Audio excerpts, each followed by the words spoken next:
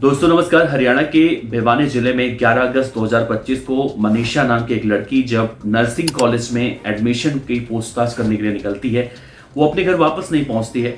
उसके बाद करीब 2 दिनों के बाद जब उसकी लाश उसी के एक गांव के खेत में मिलती है, लाश में धड़ था लेकिन सिर नहीं था। उसके बाद बवाल मचता है और ये बवाल इतना ज्यादा बढ़ जाता है कि देश भर में इस मामले को लेकर आक्रोश देखने को मिलता है। जगह जगह प्रदर्शन देखने को मिलते हैं। हरियाणा के अंदर आसपास के जिलों में इंटरनेट सरकार बैन कर देती है, पूरी तरह से प्रतिबंधित कर दिया जाता है कि किसी भी तरह से इस मामले को तूल जो मिल रहा था वो ना मिले। खैर, इस पूरे मामले में देखने को मिला हरियाणा की सरकार ने तुरंत एक्शन लेते हुए इस मामले में सबसे पहले पोस्टमार्टम जब कराया था, तो उस पोस्टमार्टम में जो बातें मांग की जा रही थी कि रेप हुआ है, रेप करने के बाद उसकी हत्या की गई है, तो वो सारी बातें नहीं निकली सामने। तो ये कहा गया कि इस लड़की का रेप नहीं हुआ है बल्कि इसके शव को जानवरों ने नोचा है, सबसे पहले इसने सुसाइड किया है।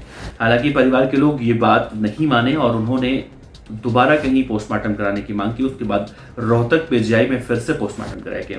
वहां पर भी सेम बात कही गई, जो रिपोर्ट निकलकर सामने आई कि लड़की का रेप नहीं हुआ है बल्कि लड़की को जानवरों ने ही काटा है, इसने खुद सुसाइड किया है। लेकिन इससे भी परिवार के लोग खुश नहीं दिखाई दिए, संतोष नहीं दिखाई दिए, क्योंकि वो मांग कर रहे थे कि ऐसे केस में अमूमन देखने को मिलता है वही होता है।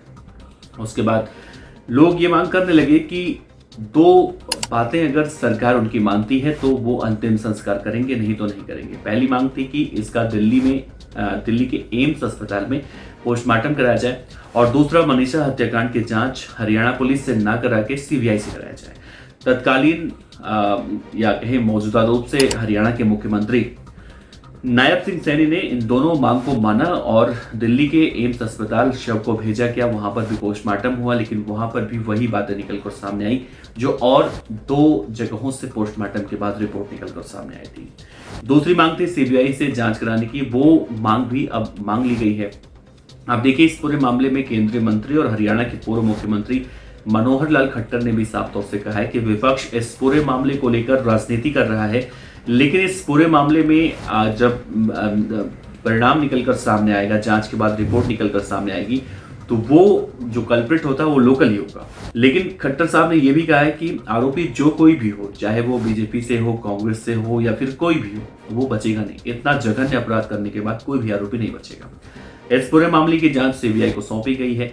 लेकिन दोस्तों, इस मामले में 2 बातें मैं बताऊं। सबसे पहले देखने को मिला है कि इसी मामले में हरियाणा के ही कुख्यात गैंगस्टर हैं, या फिर हम कहें देश भर में इनके नाम का डंका भी बज रहा है। गैंगस्टर लॉरेंस बिश्नोई, रोहित गोदारा और गैंगस्टर गोल्डी बराड़, ये 3 ऐसे गैंगस्टर हैं जिन्होंने अब हरियाणा सरकार को भी ये कहा है कि अगर मनीषा हत्याकांड में बहुत जल्दी आरोपी नहीं पकड़े जाते हैं तो हम अपने हिसाब से उन हत्यारों को सजा देंगे। हालांकि गोल्डी बराड़, रोहित गोदारा, लॉरेंस बिश्नोई सब अलग हो चुके हैं। रोहित गोदारा एंड गोल्डी बराड़ दोनों एक ही कंपनी में काम कर रहे हैं, यानी कि इनकी गैंग जो है एक है। लेकिन लॉरेंस बिश्नोई और गैंगस्टर गोल्डी ढिल्लो ये दोनों अलग हैं।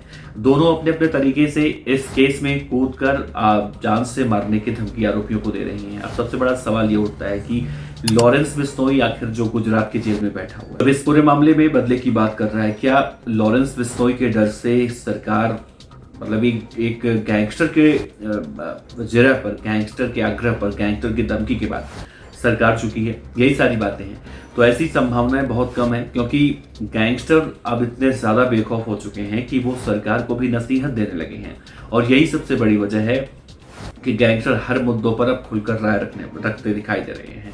हो सकता है इसमें संभावना इस बात की भी ज्यादा जताई जा रही है कि गैंगस्टर लॉरेंस बिश्नोई, रोहित गोदारा, गोल्डी बराड़ ये सब अपने फेम को एक बार फिर से लोगों के दिलों में बैठाने के लिए या फिर अपने नाम का डंका बजवाने के लिए इस तरह से कर रहा हूं। क्योंकि मनीषा हत्याकांड आज के मौजूदा वक्त में देश का एक ऐसा हाई प्रोफाइल हत्याकांड है जिसे अब लोग ये जानना चाह रहे हैं और समझना चाह रहे हैं कि एक लड़की जो अपने घर से निकलती है, 2 दिनों के बाद उसकी लाश मिलती है और उसके बाद अलग अलग तरह की बातें, कोई कहता है कि रेप हुआ है, कोई कहता है आत्महत्या कर ली गई है। तो इन सब बातों से लोग अब पर्दा उठाना चाहते हैं। हालांकि इस पूरे मामले में दोस्तों अपडेट की बात करें तो मनीषा का अंतिम संस्कार उसी दिन हो गया था जब सरकार ने दोनों मांगों को माना था। आज देखने को मिला कि मनीषा का भाई गढ़मुक्तेश्वर में उनके जो अस्थियों को विसर्जन किया जाता है, अस्थियां विसर्जन कराने के लिए पहुंचे थे और वो अब आगे की कार्यवाही में जो भी उनकी मदद होती है या फिर पुलिस प्रशासन या सीबीआई जांच से जो भी अब बातें अब निकलकर सामने आती हैं उसमें वो सकुशल शामिल होना चाहते हैं। इस पूरे मामले में दोस्तों लॉरेंस बिश्नोई, रोहित गोदारा और लॉरेंस बिश्नोई के साथी गैंगस्टर गोल्डी विराट गोल्डी ढिल्लों के एंट्री को लेकर आप क्या कहते हैं? क्या गैंगस्टर गोल्डी विराट रोहित गोदारा अपने नाम को और भी ज्यादा फैलाने के लिए, अपने नाम का डंका बजवाने के लिए ऐसा कर रहे हैं या फिर इसके पीछे कुछ और बात है? अपने विचार रखिएगा। नमस्कार, जय।